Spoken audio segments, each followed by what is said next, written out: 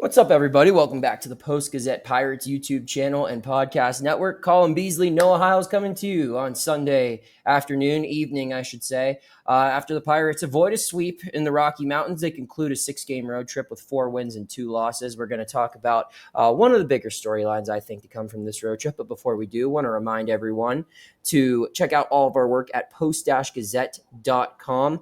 Colin and I work hard to give you some really good coverage. Be sure to give it a read. Get yourself a digital subscription if you don't have one already, where you can check out not just our work, but all of our sports coverage. We cover sports from the high school all the way to the professional levels and everything in between.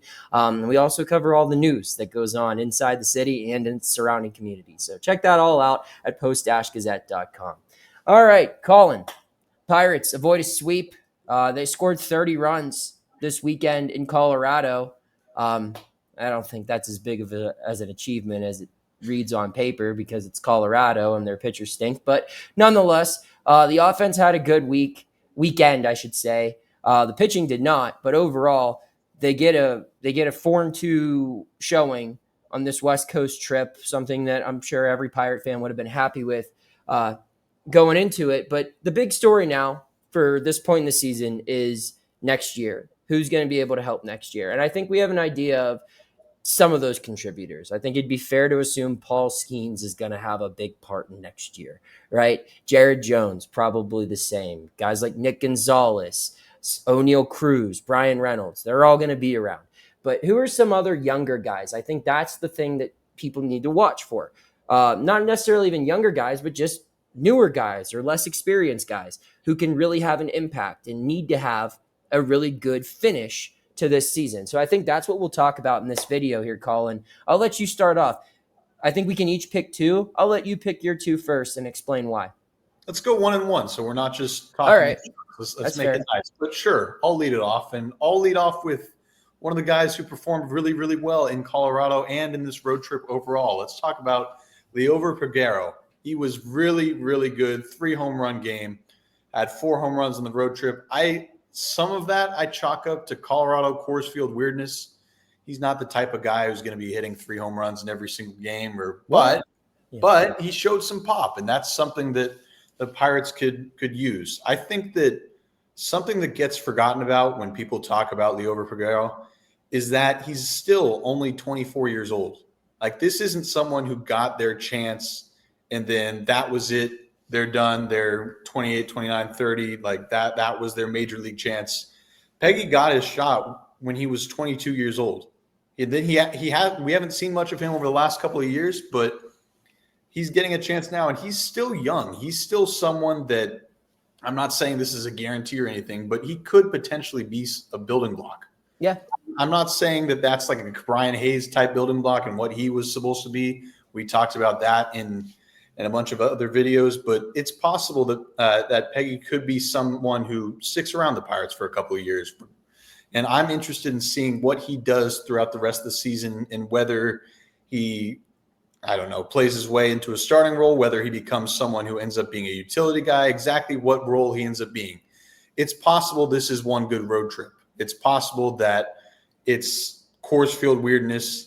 It's weird things happen in baseball all the time, and this is just a flash in the pan. But given that he's 24 years old, I'm excited to see what he can do, and I think that we'll learn a lot about him in the remaining 50 or so games. So yeah, there's pick number 1. This is gonna have to be the time where we learn, because he's out of options. So next year, he's either on the team or he's not.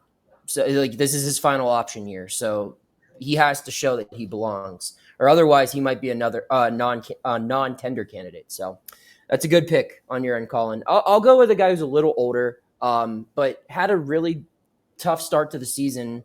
Spencer Horwitz, multi-home run game, has been good in spurts. Like, he'll have just one really good series, and then he goes away for a couple of weeks. The Pirates, I don't know if I can confidently say, like, the Pirates view him, or should view him, I should say, as like the future at first base. I think they want him to be their future at first base. They made a big move to make him the future at first base. But I don't know if he continues playing at this pace that he's on now. If you can go into the offseason thinking, okay, well, first base is a position we don't need to address. if there's a potential upgrade there, we're not thinking about it because we've got Spencer at first base. And I think that could change if he plays to, not even just what he did today, because today he had 6 RBIs and 2 home runs, but if he just plays how we've seen him play here and there, like every other, if he could just be a little bit more consistent, that would be a huge win for the Pirates. And I think it would be a little bit more believable because when you consider everything that he went through in the beginning of the season, like he started late, he had the wrist surgery and he had some pressure and the rest of the lineup wasn't really hitting around him. Like everything that kind of could have gone against him did. So I think if he's able to tie together a really good August and September, that's a very big win for the Pittsburgh Pirates. All right, Colin, let's each go with a pitcher for this next one. Who are you picking?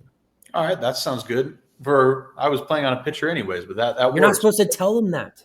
No, hey, look organic. It was organic. I was just going to pick. The pitcher I'm going to go with is Braxton Ashcraft, and I think that he's shown a lot through the start of this year. Where I'm pretty confident in saying that Braxton Ashcraft will be a part of the 2026 Pirates, barring some trade decision or anything like that. But unlike where he's playing for, or he's not playing for a spot on the roster, but I am excited to see what role he ends up playing. I think that he's someone where you could go a lot of different ways with him. You could still see him as a starting pitcher. I personally don't think so. I think the Pirates have lucked into something in the bullpen here, but he could get a start. He could be seen as a starter going into 2026. He could also stick with the current role he's had, where he's been really, really good as a multi-inning reliever, someone who you can put into a leverage spot where you need more than 3 outs from him. You can do that with Braxton Ashcraft. I'm also interested in seeing if the Pirates push him more towards leverage now that David Bednar is no longer with the team. I don't necessarily know if he's the closer of the future or anything like that, but I am interested in seeing what we see from him in the next 50 or so games and what position the Pirates put him into, whether they try him as a starter, try him as a continue using him as a bulk reliever, try him in more leverage roles. It's something I'm definitely going to monitor. I like that pick. I was going to go with Burrows, but I think I'm actually going to pivot because I think we've seen a lot of good stuff from Burrows already. I'm curious to see what we see from Johan Oviedo in these last 2 months. Sounds like he's nearing a return to the major leagues. Not sure when exactly that will be, but I think he'll be here soon. And I feel like Johan's a guy that some people just forgot about because of the excitement around Hunter Barco having a really good minor league season, Bubba Chandler being Bubba Chandler, and how good Ashcraft and Burrows have already looked in the majors this season. We forgot about Johan a little bit. And this guy was an absolute horse for this team in 2023 and has the physical build to be a really good pitcher, I think, if he can, just get back after it. We just haven't seen him pitch in the major leagues in over a year. So I'm excited for whenever that time comes to get a look at him. I know he's really excited, and I think that he's a very underrated part of this organization's future. And when you talk about like future moves that could be made, like if they were to move another young arm for a young bat in the offseason or trade Mitch Keller or do whatever, I mean, Johan Oviedo looking like 2023 Johan Oviedo in these last 2 months, it makes you feel a lot better if they're going to continue to deal out some of this arm depth, because knowing that you have that guy to bank on, and I don't know what type of role he'll have next season, regardless of how well he pitches. I don't know if he has the buildup to be an everyday starter or not, a traditional rotation guy, but I still think there's a lot of potential there that the Pirates can really tap into. So I'm excited to see him do his thing in these last 2 months whenever he gets that opportunity. Bees, any final thoughts before we wrap it up? No, I agree with you. A bit of a different pick, but I'm excited to see what he does whenever he does get back to the major league level. Yep. All right. Well, he's Colin Beazley. I'm Noah Hiles. Check out all of our work at post-gazette.com. Get yourself the print product as well. We print on Thursdays and Sundays, and subscribe digitally.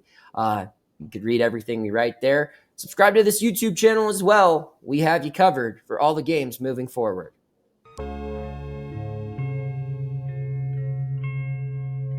Thank you for checking out this content from Post-Gazette Sports. If you watch this video on YouTube, please like the video and subscribe to our channel. For all of the sports coverage the Post-Gazette has to offer, visit post-gazette.com.